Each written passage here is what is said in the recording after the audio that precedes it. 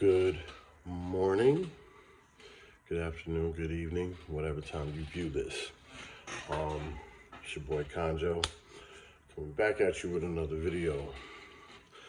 Election day, y'all, 2020. Um, a lot of you guys are not gonna like my opinion, but I'm not trying to make fans with my opinion. Um, my opinion is my opinion. It's based off of my experiences, just as I'm sure your opinion on politics is based off of your life experiences. Um, First of all, I want to give a recognition to my Armenian brothers and sisters who are going through what they're going through um, with the war. And it's funny because when people look at my last name, they would automatically assume that I would take a position for an Islamic religion or for any religion at that matter. But I stand for peace. My religion is peace. People say if you don't stand for something, then you'll fall for anything. But I stand for love and I stand for unity. So I won't fall for anything that doesn't fall in alignment with unity and peace. So I don't have a religion per se. And that leads into politics. I don't have a political party that I ascribe to because I understand the manipulation of politics. And politics sometimes can create lunatics. And I see quite a few people. I see that everyone is blasting their social media with their political beliefs. Uh, and they're saying that if you don't like it, then you're no longer my friend. Um, or don't be friends with me if you don't like my opinion, and you can go somewhere else. And it's amazing as the elitists in this world continue to benefit by putting out rhetoric that appeals emotionally to the suffering of people,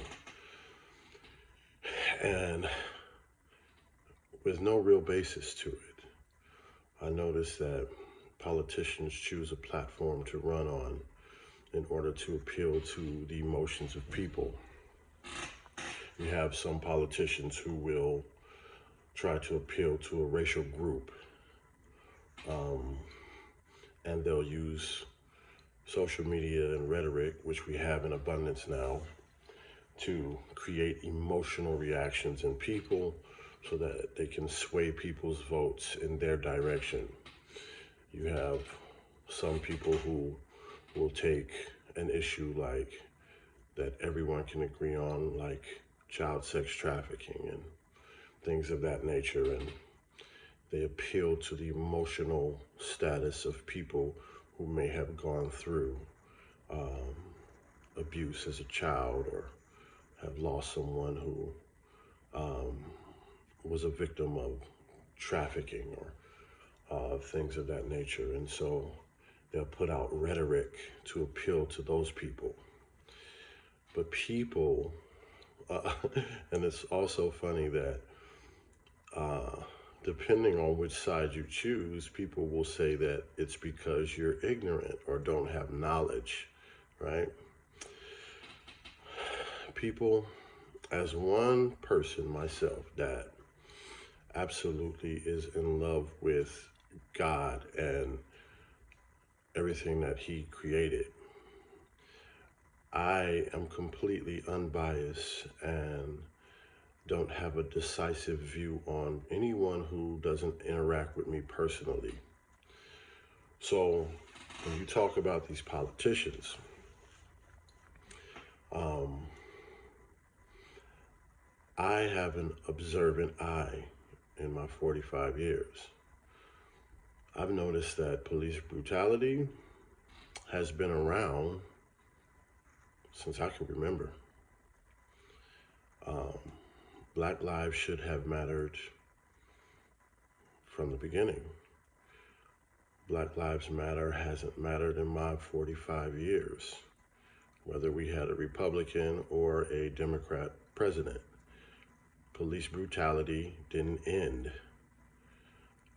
Systemic racism never ended. Um, we've been promised these things, but they never ended. Child sex trafficking has never ended. Remember, there was a point in time where priests were under fire for molestation, and they've been doing it for 1,000 years. How come we don't hear about that right now? If we're talking about child sex trafficking, right? When there's thousands of victims from being molested. And this is not an attack on a particular religion. If you have that belief, then, if it makes you a better person, then, I'm all for it. But the facts are that you have thousands of victims there. But this is not a political platform that anyone is choosing. If we're talking about child sex trafficking, why aren't we talking about the church, the Catholic Church? Not a knock against the Catholic Church or Catholics, but I'm just stating what I see and what is real. Child sex trafficking has always been around, and you've been fed a vision of something that you think is new. And you've been fed a vision of you thinking something is going to be done about it. The president is not going to do anything about the real elitist people that are trafficking children. They're going to give you some visuals to spark up your emotions. Police brutality is not going to stop, but it's very, very suspicious how we only see it in abundance around election time. Right? And now we have the coronavirus. And who's to blame who on the coronavirus and how it has just destroyed America, right? Can we blame the politician who was in office? Or should we blame this other one who's trying to come in office? Who do we blame for the coronavirus and how big it's gotten in the United States? Who do we blame?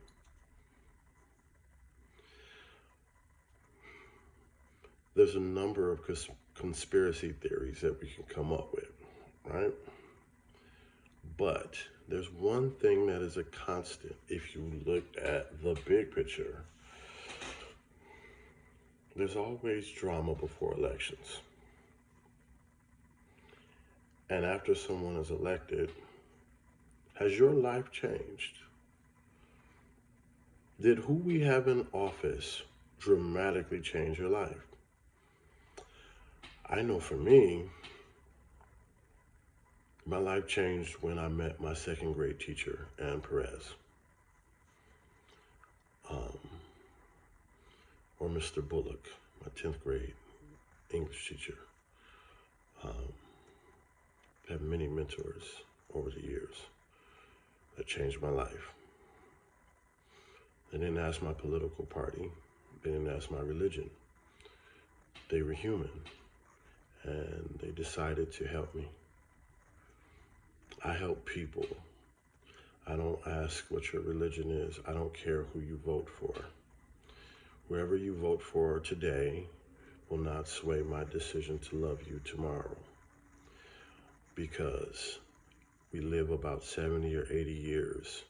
And when you die, Biden and Trump won't be at your funeral, but your loved ones will. And the people who you were able to personally touch. People, you need to value your friends and family more than your politicians and your politics.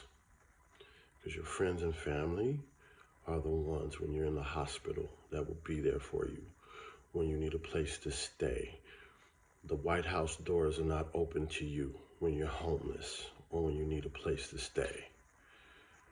But yet we will sacrifice people who love us because they have a different political view.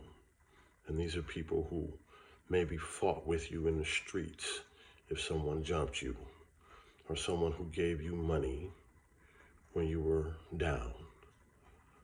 And you let these people go for a politician that has not changed your life.